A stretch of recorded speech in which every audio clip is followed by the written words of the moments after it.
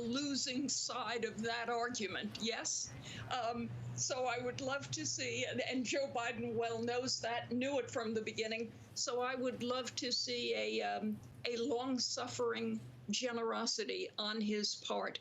As for the words that will be said today, this nation manufactures a lot of words. We are inundated with words every day. We operate under a mountain of them.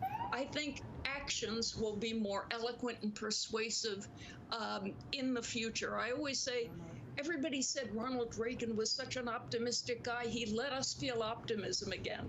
And I say, no, he didn't just smile and make you optimistic.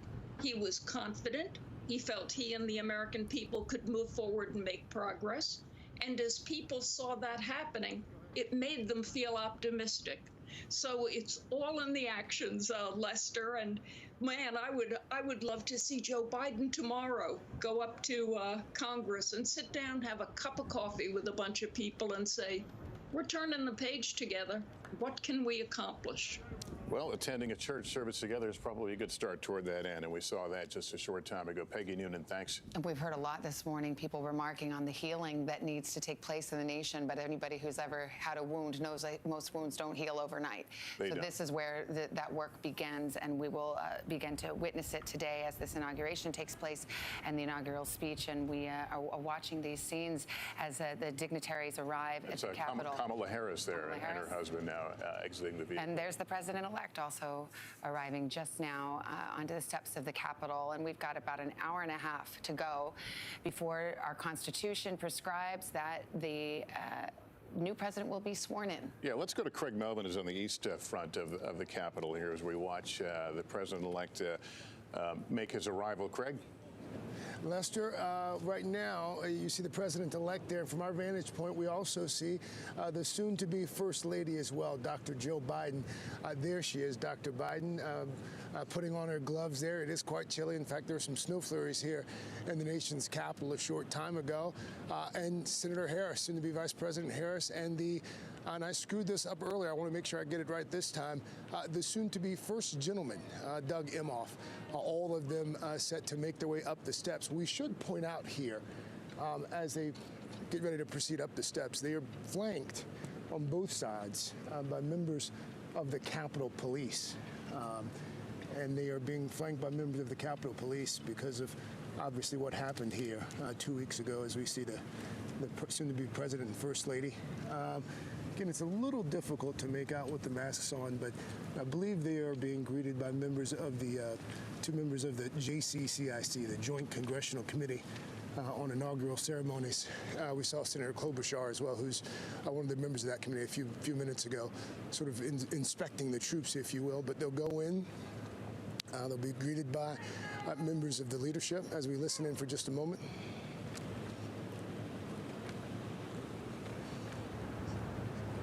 It's really stunning to watch the president-elect standing at the foot of those stairs, those very stairs that 2 weeks ago we saw the desecration of our U.S. Capitol. And perhaps he's pausing there and has that very thing in his mind, or perhaps he's thinking of the day, oh gosh, decades ago when he first came to Congress as a United States Senator, a young man then in grief who had just lost his wife and daughter in a car crash and had two young sons. And now we see all these years later, the president-elect, the soon-to-be First Lady, Vice President-elect Kamala Harris, who will make history in more ways than one today, and the second gentleman, Doug Emhoff, as they now enter the building where they walk in as President and Vice President-elect, but will walk out as the new President and Vice President of the United States. Joe Biden spent a lot of time in that building as a member of Congress and of course, as Vice President as well. Andrew Mitchell, I want to get your thoughts, again, juxtaposing what you're looking at now as opposed to what we looked at 2 weeks ago today. Well, that is the stark contrast. I don't ever recall this happening because usually they come in through the Capitol and come out at the top of the steps there right on the podium. But walking up those steps where the Capitol was breached, that's where the first access to the Capitol took place on January 6th. I think that was a symbolic greeting by Senators Klobuchar and Blunt, who were the two chairs, the leaders, bipartisan, of the Rules Committee, which is traditionally done. And now they're coming into the Capitol together up the steps, both the Bidens and the Harrises. They did not, of course, have the greeting at the White House that would have normally taken place between the president-elect, his spouse, and, of course, the outgoing president. Andrea, so that's why this is so different. I just was told in my ear by our producer that Eugene Goodman, the Capitol Police officer escorting Vice President-elect Harris, is some will recognize from heroic actions that day as the insurrectionists and rioters broke into the Capitol. He was the officer who, in a moment of great poise, led them in a different direction away from an open door to the Senate chamber. And in that moment, many have said perhaps saved untold lives. And who knows what could have happened but for his heroism. And he, of course, is getting a place of honor today. Well, Savannah, in fact, they are voting to give him the Congressional Gold Medal for that bravery and for the brilliance, really, of his quick decision-making. Recall that he was drawing them up to the top of the second floor, the steps there. And on that landing at the second floor, he quickly spotted that if they had turned to the left, they would have been 100 feet from where Vice President Pence and his family were then being secluded by the Secret Service, having just been taken off the podium of the Senate chamber just minutes before. Instead, he drew them to the right and saved any interaction or confrontation between the Vice President and the Secret Service, of course, and the oncoming mob. So it was just incredibly heroic. All right, Andrea, thank you. Let's go to Hallie Jackson right now. Hallie, again, putting into perspective all this, your thoughts? I'm struck by a couple of things, Lester. How many times has Joe Biden walked into this Capitol building over the course of his career, over the course of his many decades in public service? Thousands upon thousands of times, but never like this. And same goes for Vice President-elect Harris, for that matter as well, who served in this chamber. This is a moment for them, and it is a moment for the country to see as they walked up those stairs where 2 weeks ago we all were live on the air here broadcasting the rioters breaching the steps. You notice who's not here? President Trump, as we have talked about, who, of course, remains president until noon today. But look at who is here. We know that Vice President Mike Pence has arrived. We've seen a number of the president's allies here, Republicans, more than 50 of them by our team's count, who voted to object to the Electoral College count certifying President-elect Biden's win, are expected to be in attendance today. One of my producers spotted Congressman Jim Jordan, for example, one of President Trump's closest allies, who is attending today, somebody who's been speculated to potentially be involved in his impeachment trial. That means something, these individuals' attendance here. And while Joe Biden does come into office with many around the country, and frankly here in Washington, hoping for him to be able to make good on that promise of unification, he has some challenges ahead of him. Polling shows that most Americans, many Americans, are concerned about the uphill battle as it relates to unity, as it relates to progress. And the president-elect, we often talk about the first 100 days. He does not have that kind of luxury of time. This country is facing the crisis of public health and the pandemic, the economic crisis. He has two major bills, a $1.9 trillion economic relief bill and a massive immigration bill that will be sent to Congress today by the end of this week. And he is going to need cooperation from the spectrum of people that you see here on stage, from, Senator Bernie Sanders, who we saw a shot of a few moments ago on the left, to Senator Ted Cruz, House Republicans on the right, to be able to get some of what he wants to do through Congress. He's going to do a lot in the next 3 days as far as executive orders, a federal mask mandate, for example. He's going to reverse a series of executive actions that President Trump took in his early days in office and throughout his 4 years. But executive orders can only get you so far. And I believe we're taking a look as we talk about the president's allies at Senator Lindsey Graham here, somebody else who has been with the president even in his final days of office, flying with him on Air Force One, for example, on the president's last trip trips here. Joe Biden is going to need that help to create the kind of change that he wants to create, to get done what he wants to get done, because those actions that he can take just via the power of the presidency only get him so far. As we look at what appears to be Steve Scalise, one of course, the Republican leaders walking through the halls of Congress here. I am also struck, as we take a moment to reflect here, this area that we've seen, and you saw a shot of what's called the crypt, where those big pillars are, packed with those insurrectionists just 2 weeks ago, chanting words like "hang Mike Pence," chanting about wanting to find lawmakers in their offices and bring them, in their words, to justice. It is such a different scene today, and I think it's powerful, and one of the reasons why you saw the Biden team push so hard to make sure that despite all the security measures in place in Washington, and this is my third inauguration, and I'll tell you, it looks very different than all the rest, at least from our perspective, he is able to stand on the West Front and do this. Typically, it's one of the things we get to do is spot people, talk about who we see. It's a lot harder to do when everyone's wearing masks, but that's another big change here. As I look out from the risers of the West Front, social distancing is in place for all of these chairs. Masks are virtually on every single person that I've seen so far. They are all but a requirement here.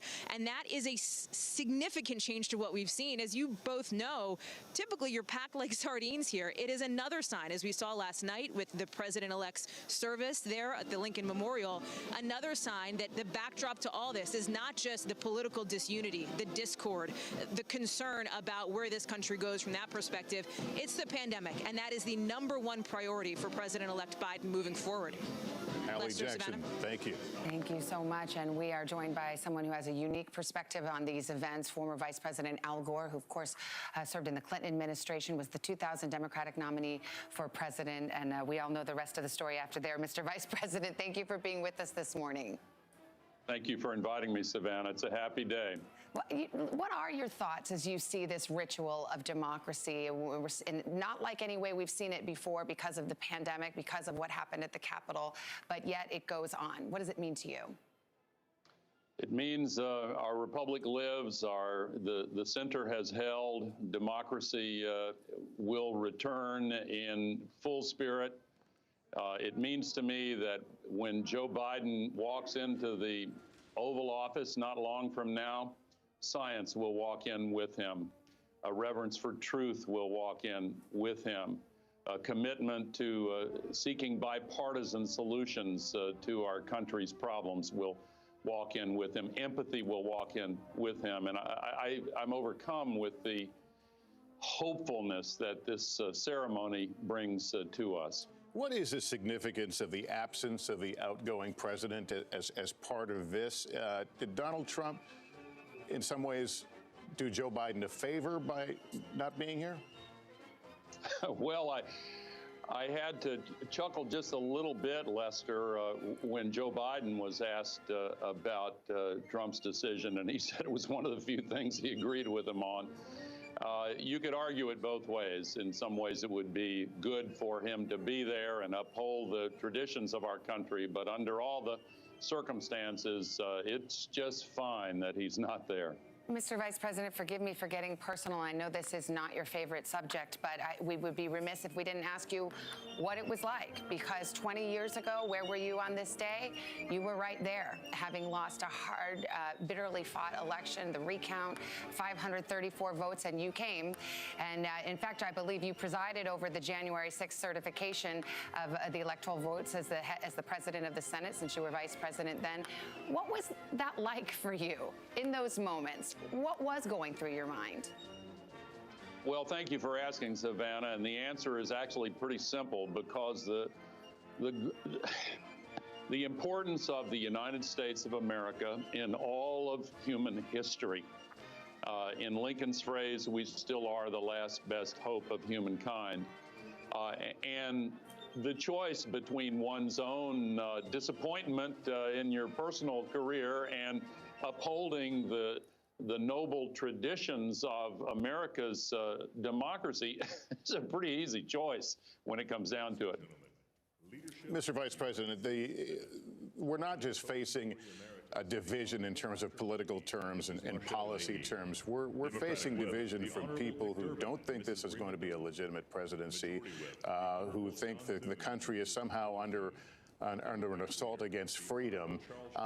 That's a bigger hill to climb than any president has faced in trying to unify a country. How do you think, Joe Biden will go about it? Well, I think, as others have said, Lester, he is the man for this moment. He is constituted in a way that leads him to reach out to others and build a bipartisan consensus wherever he can. This is hardly the first time, or the second or third or fourth or fifth time, when the side that lost an election feels bitterness and disappointment, but decides after reflection to put the nation first. And I hope very much that those who are still holding on to the lost cause of the outgoing president's reelection, which wasn't to be, will pause and reflect on what's far more important. And what's more important is the United States of America.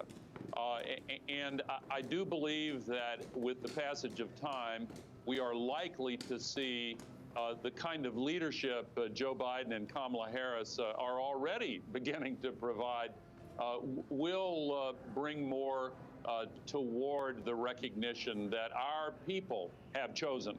And all just power is derived from the consent of the governed. The American people made this choice, and their choice is entitled to respect. I believe it will be given that respect in due time by the vast majority of Americans. And a key question as you talk about how to go forward and whether the two sides can come together and find common ground, we can't ignore the fact that there's been an impeachment in the House, and the Senate will have to take up that matter and conduct a trial. And I wonder where you come down on it. Do you believe President Trump should be impeached by the Senate, and convicted? Well, I listened with interest when Mitch McConnell spoke yesterday and indicated in effect that Donald Trump was responsible for the mob's assault on the Capitol. He said the mob was fed lies and provoked by the president. The mob was not the only group fed lies. One of the reasons why many of Donald Trump's supporters in the campaign still doubt the outcome of the freest and fairest election in our history is that they were fed lies as well. My faith tradition teaches me, you shall know the truth, and the truth shall set you free. The truth will eventually carry the day.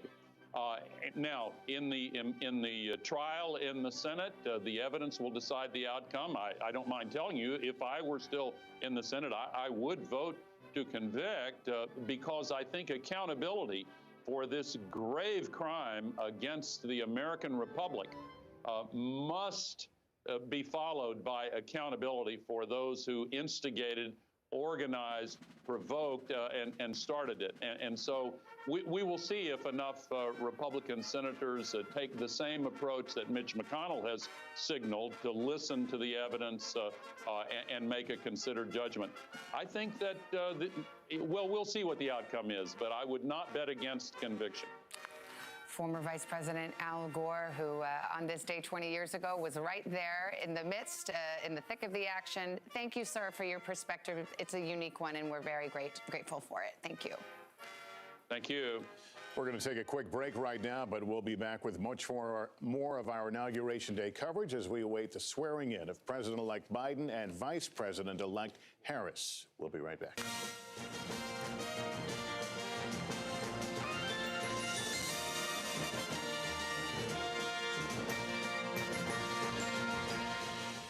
Are you ready? Monday Boost. Are you ready for a boost? How do you feel about that book? We love those nurses. That was beautiful.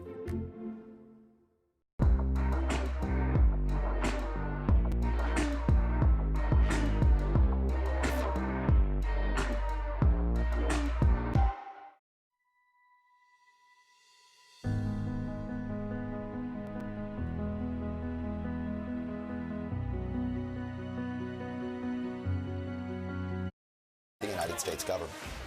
Is this the beginning of something or the end of something? Should Donald Trump be ostracized from the Republican Party as you know it? If it's Sunday, it's Meet the Press. For breaking news in our changing world, download the NBC News app. And in chronological order, Dan Quayle, former Vice President, will then be followed by the other presidents, President Clinton and Hillary Clinton, President Bush and his wife Laura, and President Obama and his wife Michelle Obama, all attending today's inauguration.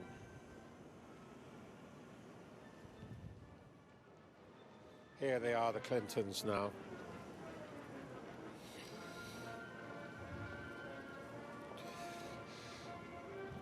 Of course, the last time she attended inauguration, Hillary Clinton had the painful task of attending the inauguration of the man who beat her to the presidency in 2016.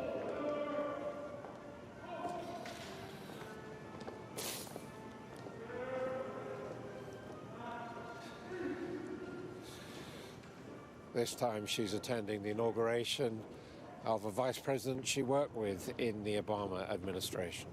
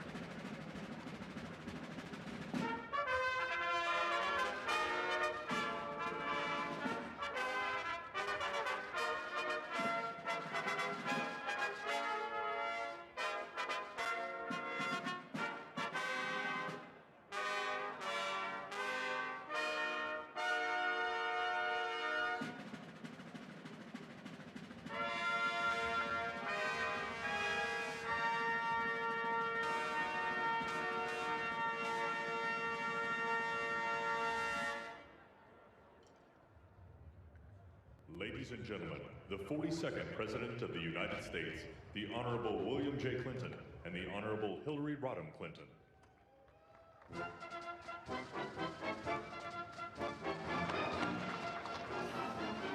Apologies for anything you may have heard there. It's extremely windy here. But Bill Clinton now coming down, William Jefferson Clinton, as he's formerly known, with his wife Hillary.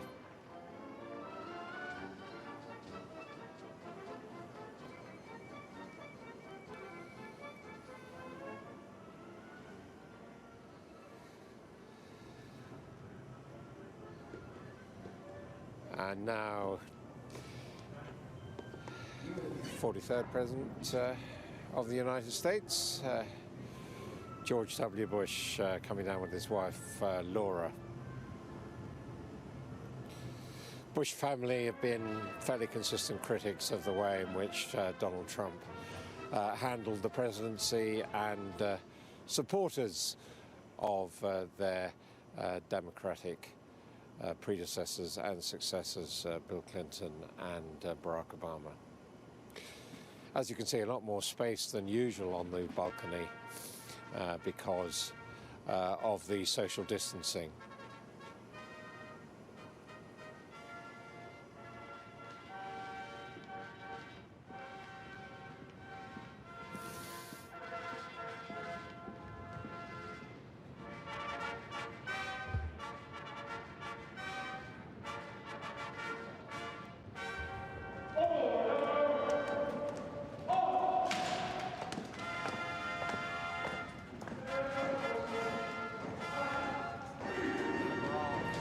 Obama.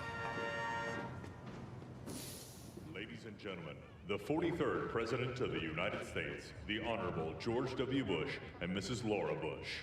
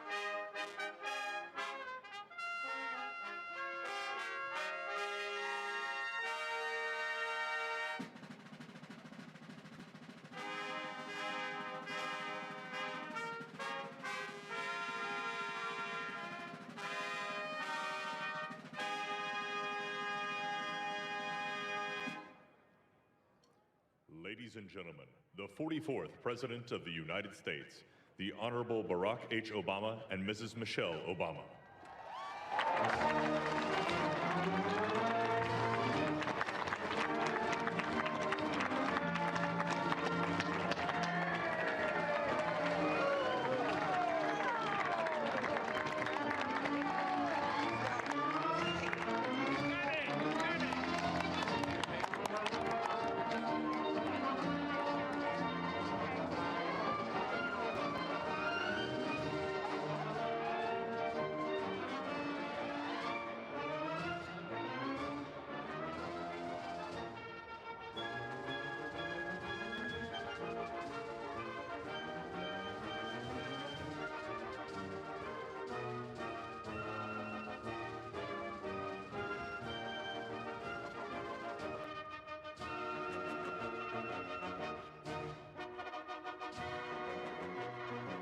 There is often a sense of kinship between presidents of the United States and former presidents of the United States. I think it's fair to say it's a kinship in which Donald Trump does not participate, perhaps in a similar way to Richard M. Nixon after his resignation following the Watergate scandal, where we're now seeing the Supreme Court justices take their places, led by the Chief Justice, John Roberts.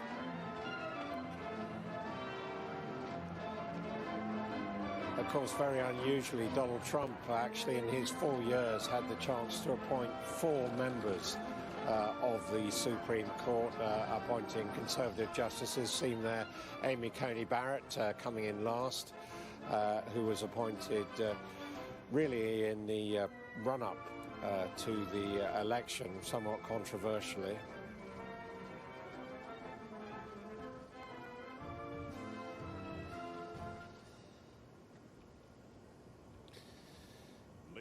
And we can go down to Cordelia Lynch, who is on the Mall.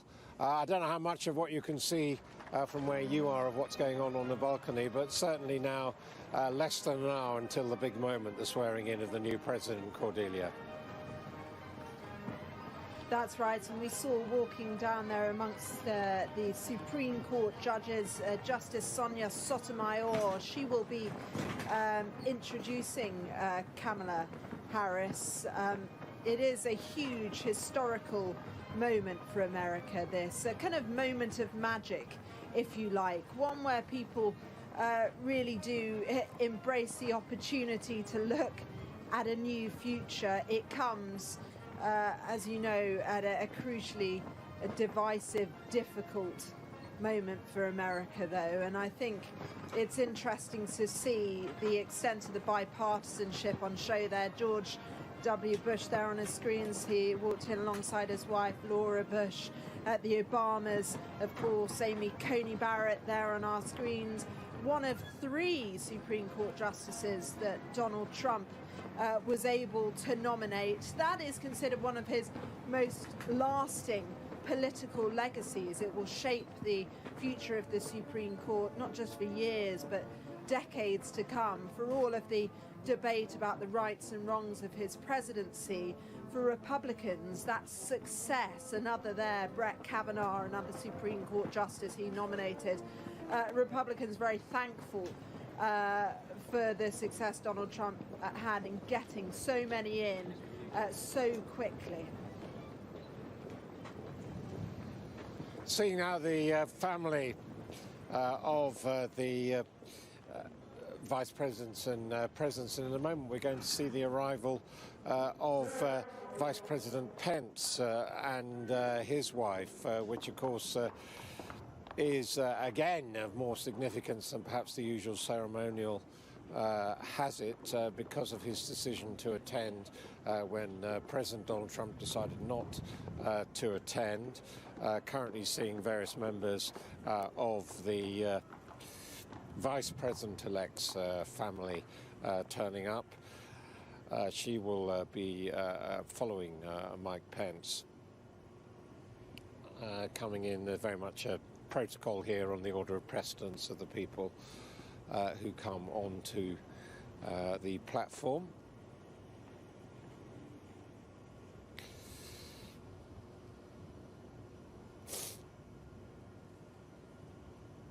It's a bit like the red carpet at the Oscars, isn't it? But a blue carpet for Capitol Hill here.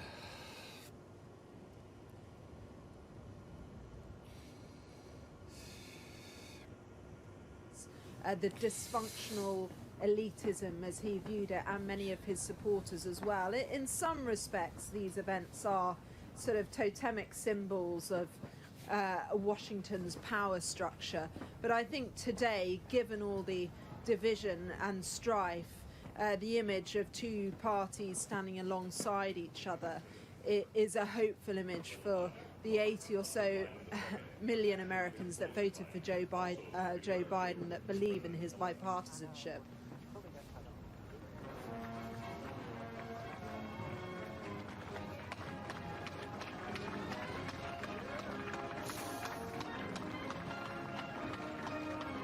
Certainly the case. I mean, normally the balcony and the seats on the lawn of Congress crowded out. Members of Congress sometimes get up to 100 invitations each of people they can invite to the inauguration. This year, because of COVID, they've been limited to just 2 invitations, including themselves each. So that's why really what we're going to see is former presidents and their families, and of course the incoming vice president and presidents and their families, and also members of Congress. Not really many more people actually attending, other than of course the Supreme Court justice. There we see Mike Pence now just arriving, preparing, coming from the holding room to make his entry down the steps. Mike Pence this morning decided that he wouldn't go to the farewell for Donald Trump. He said it wasn't possible to attend the 2 events, and he's decided to go with this one, the constitutional significantly inauguration of the next president of the United States.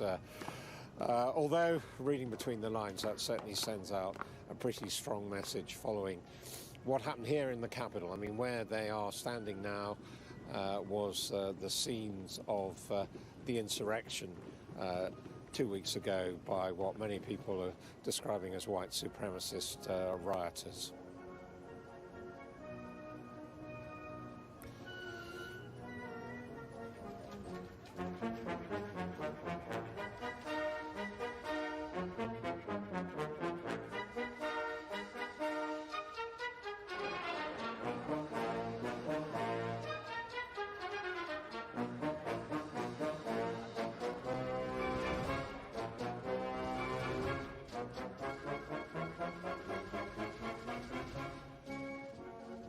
It's 11 o'clock here in the United States, 4 o'clock in the afternoon in the United Kingdom. You're seeing live coverage of the preparations for the inauguration ceremony of the 45th President, Joseph R. Biden. He will be sworn in at 1 minute past noon here by tradition. That is 1 minute past 5, so in just an hour's time. What we're seeing at the moment is the various dignitaries arriving for the ceremony. Just seen Vice President Mike Pence. He's the most senior member of the outgoing administration attending this ceremony at the U.S. Capitol.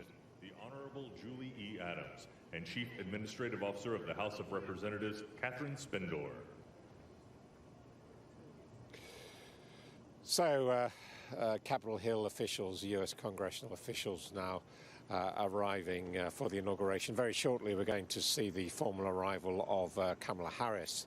I should say, of course, as anyone who's been watching this morning's events would know, Donald Trump is not attending the inauguration of his successor, breaking with 150 years of tradition. He's not the first president to do it, but he is the first president not to turn up for 150 years.